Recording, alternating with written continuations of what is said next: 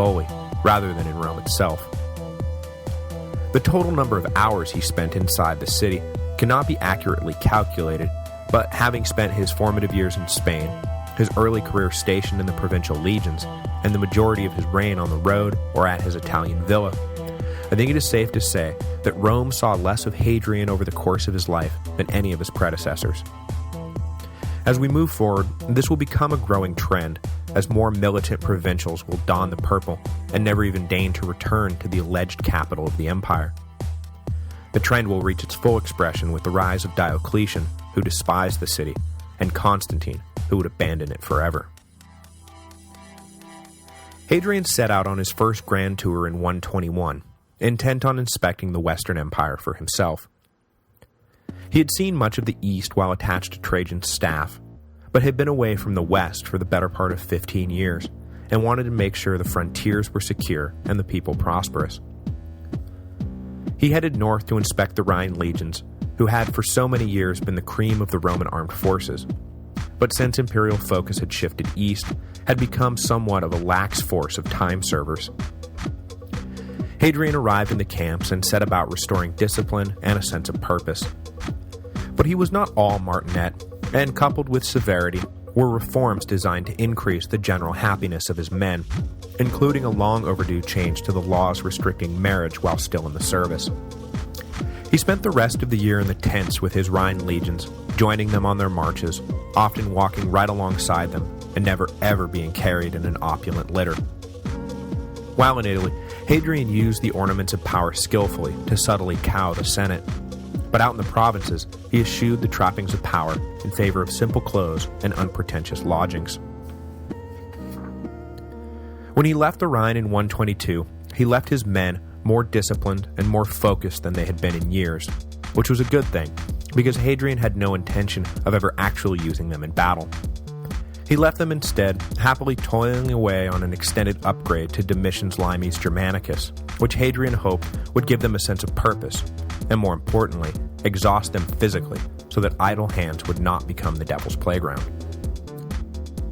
The emperor's next stop was Britannia, that foggy island on the edge of the world that as a minor province had hosted a surprising number of major imperial figures, including Julius Caesar, Claudius, Vespasian, Titus, and now Hadrian.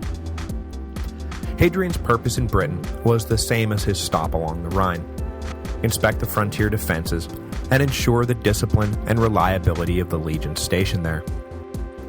The island had seen a local revolt accompanying Trajan's death in 117, and Hadrian was looking for a permanent solution to the periodic British uprising. The emperor's solution became the defining artifact of his reign.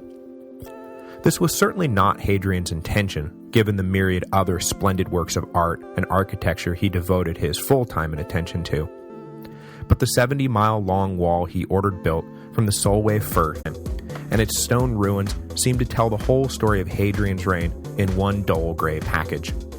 His peace and defense policy, his provincial travels, his love of architecture, his savvy economic and political instincts. It's all there in the wall that cuts a line across northern Britain. At its heart, though, the wall was not meant to be a simple defensive frontier, and we shouldn't accept the this side civilization, that side barbarism that summaries of historical summaries often reduce it to. I think part of the key to understanding the true purpose of the wall is the fact that it bisected Brigantes territory. That strongest and typically allied with Roman interests northern British tribe had caused trouble before, had possibly been involved in the 117 difficulties, and no doubt was forever seen as a sleeping menace by the Roman authorities. By slicing their territory in two and forcing all north-south traffic to pass through Roman checkpoints, the imperial authorities were able to effectively divide and monitor the Brigantes. The wall was also a tax collection point, a place where Roman civilization was able to take root in the form of the garrison towns that naturally grew around the legionary barracks, and of course, it was an awe-inspiring projection of Roman power. It is interesting to remember that what we see today is just the leftover remains, and that when it was originally built, Hadrian's wall was whitewashed a spotless ivory color. In the dark climate of the north, the wall was a glowing white line that reminded everyone who the true masters of the world were. Though the wall is, of course, a historical treasure, I can't help but laugh when I think of what Hadrian's reaction would be upon learning that for all his Philhellenism, patronage of the arts and sciences, and the myriad great temples he left in his wake, that a simple stone wall in far-off Britain would be his defining legacy. Leaving the British legions toiling away on a wall, just as he had left the Rhine legions toiling away on their wall, Hadrian headed south through Gaul and into his old home country of Spain, where he spent the winter of 122-123, likely hunting and enjoying the rustic pleasures of the Iberian Peninsula. When spring came, he headed across the Straits of Gibraltar into Mauritania, where a Moorish rebellion had broken out.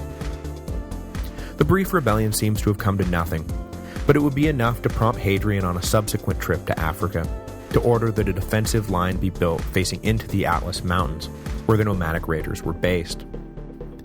As with his wall in Britain, the North African wall was designed as much to manipulate and monitor traffic flow as anything else. The nomads needed to periodically cross the Roman frontier on their way to fresh water and pasture lands, and Hadrian wanted to make sure that they were inspected and counted as they came and went. Details of the rest of his stay in Africa are sketchy, but the imperial entourage seems to have headed east to the depopulated province of Cyrene, where they then either set sail for Syria directly, or where they simply passed through on their way to Alexandria, where they then set sail from. Either way, in June 123, Hadrian pops up in Antioch, where he intended to deal with a resurgent Parthian Empire. With their ill-defined political structure, the Parthians were forever racked by internal squabbles over who should be king. But during the brief periods where one claimant united the fractured eastern kingdoms, Rome had to be on guard against possible encroachment, and that was exactly what Hadrian was in Syria to do. But following the example of Augustus rather than Trajan, Hadrian planned to solve all the disputes between the two great empires diplomatically. Though the ancient sources are once again maddeningly vague, Hadrian appears to have met in personal conference with the Parthian king along the Euphrates, and the two hammered out a deal that confirmed the river as the border between them. The details of what concessions were made along the way were not recorded, but whatever the cost, Hadrian no doubt saw it as a cheaper alternative to the blood and treasure war in the East would naturally drain. The settlement once again sent the hawkish Senate into a tizzy, who couldn't understand why the emperor was bothering to deal with a kingdom the legions had so recently steamrolled. But Hadrian had a vision of peace and stability, and he was not going to abandon it just to satisfy the egos of a bunch of rich old aristocrats back in Rome. Having come to terms with the Parthians, Hadrian headed back to the west through Asia Minor. Throughout 124, he played the part of tourist, judge, and director of public works in every stop along the way, and indeed, practically every city he would ever visit during his 21 years in office was left with an improved aqueduct system, an expanded street, or a new theater, or some other civic improvement Hadrian had devised or approved of. His last stop in Asia Minor before he landed in Athens in the autumn of 124 was the province of Bithynia Pontus, on the southern coast of the Black Sea. The stopover is important because it was while passing through the city of Claudiopolis that Hadrian possibly first met Antinous, the young Bithynian who would come to mean so much to the emperor. No record exists of when the two first met, but the journey through Antinous' home province is as likely a time as any. I thought I would get into the Hadrian-Antinous relationship this week, but I'm going to put it off until next week, as I would very much like to get Hadrian back to Italy before we close out this week's episode. So I'm just going to leave it that this is the time Hadrian may have first laid eyes on the boy. Hadrian then crossed the Aegean and settled into Athens for the winter. He was driven to make it back to the city before the famous rites of the Eleusinian Mysteries took place in the autumn, a mystical experience the emperor very much wanted to take part in. He arrived in time and became an initiate in the elaborate Greek mystery religion, just as had Augustus before him. He spent the winter in Greece, laying out plans to transform Athens from decaying backwater into refurbished cultural capital, a plan the Greeks looked upon as a mixed blessing. Ever proud of their historical independence, they appreciated the emperor's interests, but were a bit annoyed at the extent to which Hadrian was planning to put his own stamp on the ancient city. Hadrian may have loved all things Greek, but the Greeks did not necessarily love all things Hadrian. By 125, if he had had his druthers, he probably would have just settled permanently in Athens, the city he truly loved. He knew that he had to return to Rome at some point, or the Senate would ratchet up their feelings of neglect into feelings of rebellion. But it would not be all bad. Before leaving, Hadrian had left detailed instructions for the construction of a new imperial villa complex in Tivoli, about 20 miles from Rome, that would be a little slice of Greece in the heart of Italy. His on-site managers had reported that the villa, while not totally finished, was at least habitable, and the emperor could look forward to residing in his new home upon his return. In 125, Hadrian sailed from Greece, and after passing through Sicily to inspect the breadbasket of the empire, the emperor finally made his triumphant return to the capital. Though he had no love for the city itself, his return meant that he could tour all of the new construction he had ordered before he left. Knowing that he was going to be gone for years, Hadrian wanted to make sure the citizens of Rome did not feel that the emperor had forgotten them, and the capital was already feeling the effects of Hadrian's new architectural vision, including the recently completed reconstruction of Agrippa's burned-out Pantheon. Next week, we'll set out once again with Hadrian as the restless emperor tours the Italian peninsula, returns to North Africa, and then heads back to the Eastern Empire, where his heart truly resided. Along the way, he would pass through the destroyed ruins of Jerusalem, where he would make a fateful decision to rebrand the city and the wider territory of Judea as a truly Greco-Roman province. A decision that would have serious consequences as yet another brutal Jewish revolt would break out, disrupting the uninterrupted peace Hadrian had worked so hard to maintain.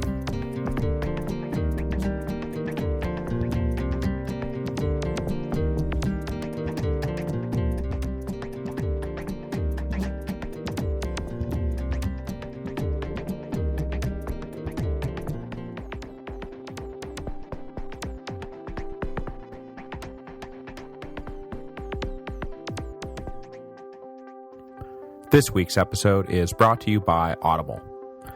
As I have made you fully aware, Audible is the internet's leading provider of audio entertainment with over 60,000 titles to choose from. When you're done with this episode, go to audiblepodcast.com/Rome. That again is audiblepodcast.com/Rome. By going to that address, you will qualify for a free book download when you sign up for a 14-day trial membership. There is no obligation to continue the service, and you can cancel anytime and keep the free book that you downloaded. You can also keep going with one of the monthly subscription options and get great deals on all future audiobook purchases. This week, I'm going to switch things up a little bit and recommend the book I'm listening to right now, even though it has absolutely nothing to do with Rome. I'll probably do this from time to time as I get to exhausting the ancient Roman histories in the Audible catalog. So anyway, even though I'm way beyond the hype and times, Team of Rivals, The Political Genius of Abraham Lincoln by Doris Kearns Goodwin is a pretty awesome book and one I'm sure you'll thoroughly enjoy. Just remember to go to audiblepodcast.com/Rome so that they know who sent you.